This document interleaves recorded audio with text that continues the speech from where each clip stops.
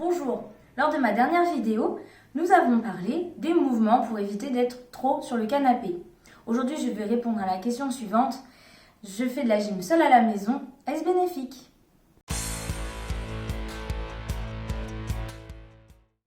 Les recommandations nous disent de bouger 30 minutes minimum par jour afin d'éviter le risque cardiovasculaire. 30 minutes d'affilée, c'est vraiment optimal. 30 minutes par intermittence dans la même journée, c'est déjà un début en soi. C'est bon de bouger pour la circulation sanguine. Ça évite l'engourdissement, le fourmillement et du coup le pied qui gonfle, notamment également. C'est bon également pour toutes vos articulations. Ça évite que vos articulations soient rouillées et verrouillées tout au long de la journée. Alors quand vous avez déjà été coaché, c'est très bon de continuer puisqu'il ne faut pas trop arrêter le sport ou du moins il faut l'arrêter progressivement sinon vous allez aussi avoir des douleurs. Alors si vous avez déjà été coaché, le coach vous a sûrement déjà corrigé les postures de certains exercices. Je pense notamment au gainage puisque c'est beaucoup ce que l'on entend aujourd'hui. Le gainage, le gainage, le gainage.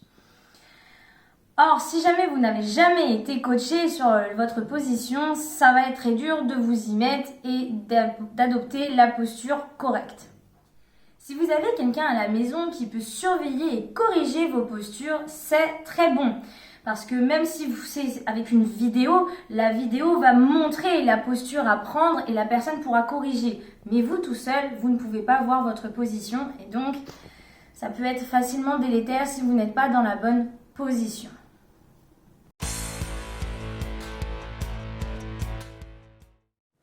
Alors, beaucoup d'entre vous vont trouver des alternatives à la salle de sport ou même d'autres vont trouver des alternatives à s'occuper et commencer donc l'exercice à la maison. Vous allez du coup, pour la plupart, regarder des vidéos sur Internet.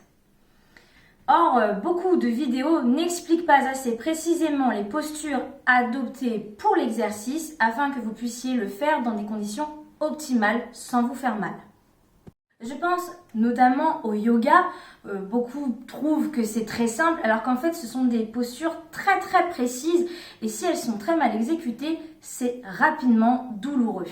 Malheureusement, certaines vidéos que l'on trouve sur internet ne sont pas adaptées au niveau de leur exercice pour le dos et du coup ça peut créer beaucoup de douleurs chez certaines personnes. Il ne faut pas oublier que nous ne sommes pas tous égaux et que chaque individu a ses propres caractéristiques au niveau du corps humain. Donc certains vont pouvoir faire des mouvements que d'autres ne pourront pas faire.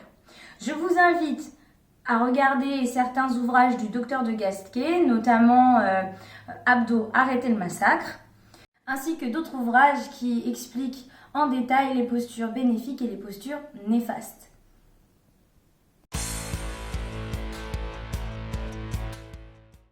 Je vais vous donner quelques petites astuces.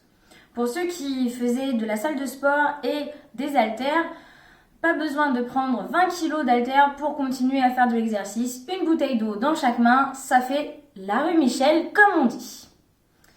Pour d'autres, ceux qui ont une cage d'escalier dans leur bâtiment ou des escaliers chez eux, monter et descendre les escaliers, ça reste le meilleur exercice naturel que l'on peut avoir. C'est un exercice qui ne demande aucun outil, aucun achat et qui est très bon pour la santé. Bien évidemment, chaque individu va faire son propre exercice et son propre temps d'exercice. Merci de m'avoir écouté, je vous retrouve très prochainement et je vous souhaite une bonne journée et restez chez vous.